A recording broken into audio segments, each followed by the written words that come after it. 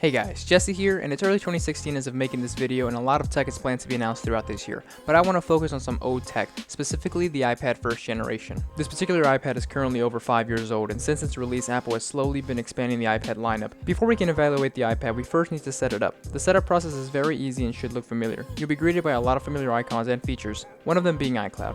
This iPad is loaded with iOS 5.1.1, so it supports a lot of iCloud services like backups, Find My iPhone, Documents in the Cloud, and many more. Now that we're done setting up, we can continue. We've established that the iPad is old. We also know that it is unsupported by Apple. That means no updates whatsoever.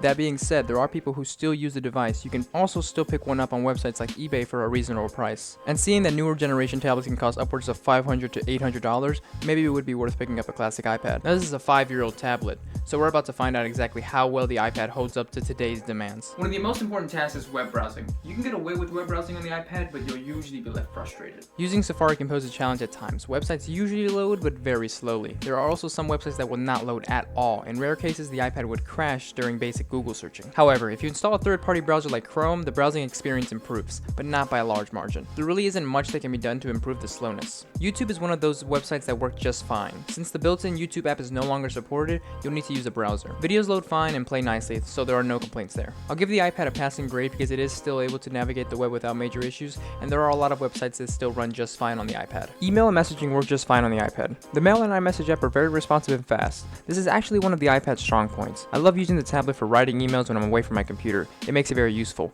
If you don't prefer the built-in apps, there also exist many third-party messaging apps that you can download. Downloadable apps and games gets complicated. While there are still tons of apps that can run on the iPad and perform flawlessly, there are others that perform poorly or just crash altogether. Smash hits like Angry Birds and Metal Storm seem to run fine, while games like Candy Crush seem to crash. It's hard to tell why some apps work and some apps don't, but it could have to do with the iPad's specifications not being on par with the requirements.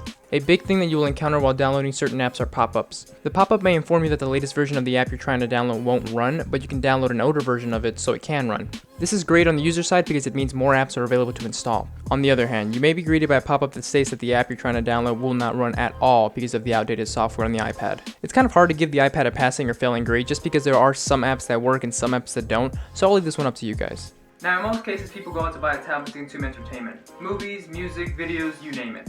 So how does the iPad stand when it comes to entertainment? Pretty well actually. While it's not Retina, the iPad screen being 1024 by 768 is still great for watching movies. You are still able to download movies straight onto the iPad, or you can use alternatives like Netflix and Hulu. Both Netflix and Hulu have apps that work just fine on the iPad, and like we mentioned before, YouTube works great for watching videos. Another great aspect is music. You can buy music straight from the iTunes store, or you can use alternatives like Spotify and Pandora. Both Spotify and Pandora have versions of their app that work flawlessly on the iPad. If you want to enhance your experience, you can connect a speaker via Bluetooth. I found that the iPad makes a great music player while working or in the kitchen. So without a doubt, the iPad gets a pass and a gold star for entertainment. Including my own experience with it, it's a great device for music playback and watching movies. So the iPad has done pretty well. As for everything else like Wi-Fi and Bluetooth, it's all pretty standard. It supports 802.11a, b, g, and n, and like we mentioned before, it supports Bluetooth. One thing that you can realize about the iPad is that it does not have any front-facing or rear camera, so no camera at all on this device. This isn't a big problem at all, but it's something to know. For power, it supports the old-fashioned 30-pin connector. This isn't bad either because a lot of people still own a 30-pin connector. There are also a lot of accessories that can be found for it at low prices. So all in all, the iPad first generation for the most part is a really good tablet. It isn't going to be a gaming tablet, so if you're looking for a gaming tablet, this probably isn't going to be the best for you.